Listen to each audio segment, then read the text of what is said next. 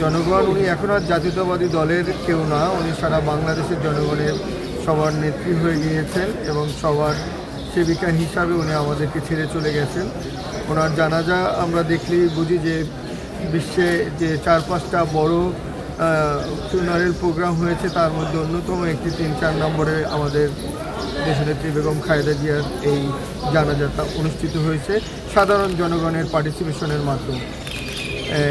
ওনাকে হারিয়ে আমরা শুধু দেশ না, আমাদের এশিয়ার অন্যতম একজন নেত্রী। উনি দেশের জন্য স্যাক্রিফাইস করেছেন, গণতন্ত্রের জন্য স্যাক্রিফাইস করেছেন।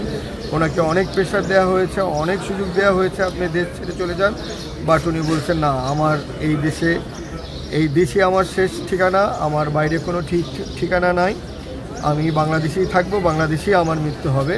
উনি আল্লাহ ওনার সেই ইচ্ছা পূরণ করেছেন। আমরা ওনার আত্মার মাগফিরাত কামনা করি, ওনার জান্নাত, আমরা আল্লাহ যেন ওনাকে জান্নাত দান করুন, আমরা এই দোয়া করি, আমাদের তার জন্য দোয়া করতে এসেছি এখানে।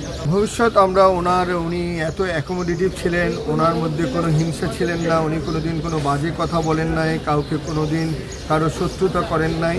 তো আমাদের পরবর্তী যে নেতা আমাদের ভারপ্রাপ্ত চেয়ারম্যান জনাব তারেক রহমান, আমরা ওনার মধ্যেও সেই জিনিসই দেখতে পাচ্ছি। ওনার মধ্যে আমরা কোনো হিংসা বিদ্বেষ দেখতেছি না।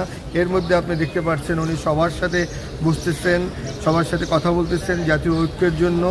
উনি দেশের জন্য যতটুকু দরকার উনি ততটুকু করবেন। ওনার মধ্যে আমরা কোনো বিদ্বেষ এখনও দেখি নাই এবং পরবর্তীতেও আল্লাহ যদি ওনাকে প্রধানমন্ত্রী করেন, উনি সবাইকে নিয়েই দেশ পরিচালনা করবেন, আমি এই প্রত্যাশা করি। এবং ওনার সাথে আমরা এতদিন কাজ করে দেখেছি ওনার মধ্যে ওই ধরনের জিনিসটা নাই। সো আমার বিশ্বাস উনি দেশকে সুন্দরভাবে চালিয়ে নিয়ে যাবেন ইনশাল্লাহ।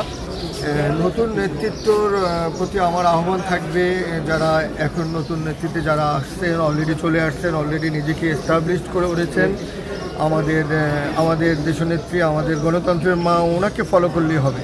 উনি কোনোদিন কোনো কটূক্তি করে নাই, উনি কোনোদিন কারোর প্রতি বিদ্বেষ করে নাই, উনি কাউকে জেলে ভরবে, উনি কাউকে ভরবে, এটা আমরা কোনোদিন ওনার মধ্যে দেখি নাই। আমাদের স্টুডেন্ট লাইফেও আমরা দেখেছি যে উনি অ্যাকোমোডেটিভ ছিলেন। উনি যখন প্রধানমন্ত্রী ছিলেন, প্রতিটা হলে যখন ছাত্রলীগ থাকতো, উনি একবার ছাত্রলীগকে বের করে দিল মারামারি করে। উনি ছাত্রদলকে ডেকে প্রচণ্ড বকাঝোকা করলো, ওরা থাকবে, ওরা লেখাপড়া করবে। তো ওই থেকে আমাদের মনের মধ্যে যে উনি কতটুকু অ্যাকোমোডেটিভ, ওনার মধ্যে কোনো বিদ্বেষ নাই। আমি ওই রুমটায় তখন ছিলাম, যে উনি যখন আমাদের বকা দিচ্ছিলেন যে ছাত্রলীগ প্রতিটা হলে থাকবে এবং প্রতিটা হলে ওরা লেখাপড়া করবে, তোমরা কোনো করবে না, তোমরা তোমাদের রাজনীতি করো, ওরা ওদের রাজনীতি করো।